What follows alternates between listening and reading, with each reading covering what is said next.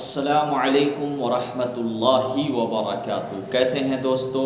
ہمیں امید ہے کہ آپ سب بخیر ہوں گے اور اللہ تعالیٰ سے دعا ہے کہ اللہ تعالیٰ آپ سب کو خیر و عافیت کے ساتھ رکھے۔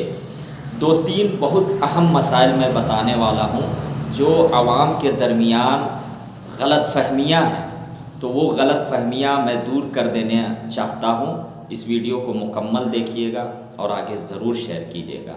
پہلا مسئلہ یہ ہے، جو لوگوں کے درمیان غلط فہمیاں ہے کہ رات کو جھاڑو لگانے سے نحوست آتی ہے۔ تو میں آپ کو بتا دوں کہ اس کی کوئی حقیقت نہیں ہے، اور رات میں بھی ضرورت کے تحت آپ جھاڑو لگا سکتے ہیں، اس سے نحوست نہیں آتی ہے۔ خاص طور سے ہماری مائیں اور بہنیں جو یہ سمجھتی ہے کہ رات کو جھاڑو لگانے سے نحوست آتی ہے، اس کی کوئی حقیقت نہیں ہے۔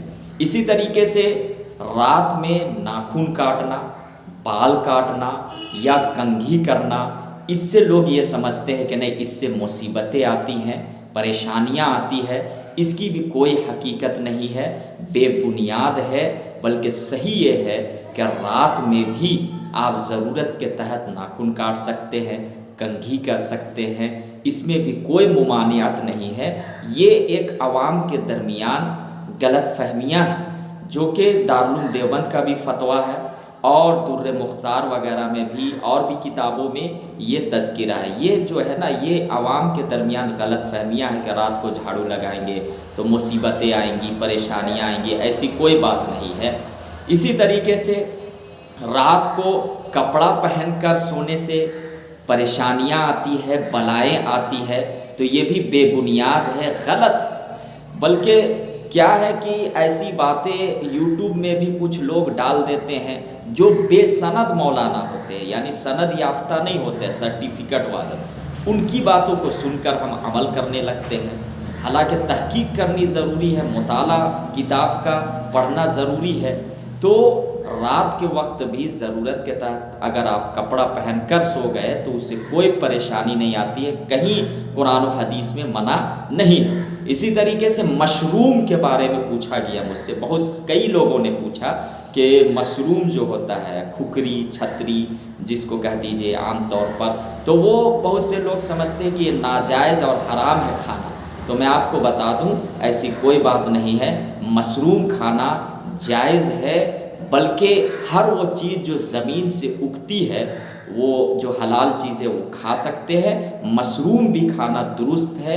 اور میں آپ کو یہ بھی بتا دوں، مشروم دو طرح کے ہوتے ہیں، ایک جنگل میں اگتے ہیں، تو جنگل میں جو مشروم اگتے ہیں جس کو سبزی وغیرہ میں استعمال کیا جاتا ہے کھانے کے لیے، تو اس سے کیا ہوتا ہے کہ زبان میں چھالے پڑ جاتے ہیں کھانے سے۔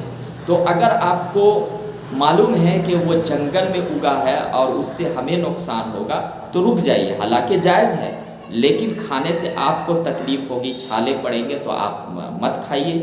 اسی طریقے سے ایک وہ مشروم ہے جو عام طور پر زمین سے اگتے ہیں، تو وہ آپ بالکل کھائے، دوسرے کو بھی کھلائے، اس میں کوئی ممانعت نہیں ہے۔ جو چھتری کے طرح ہوتا ہے تو اس سے کوئی ممانعت نہیں ہے، خود بھی کھائے، دوسروں کو بھی کھلائے۔ تو یہ بہت اہم باتیں ہیں جو عوام کے درمیان ایک شک و شبہات میں لوگ مبتلا تھے، غلط فہمیوں میں مبتلا تھے، میں نے اس کو دور کرنے کی کوشش کی۔ اللہ تعالیٰ مجھے صحیح بولنے کی توفیق عطا فرمائے اور ہم سب کو صحیح مسائل سمجھنے کی توفیق عطا فرمائے۔ السلام علیکم ورحمۃ اللہ وبرکاتہ۔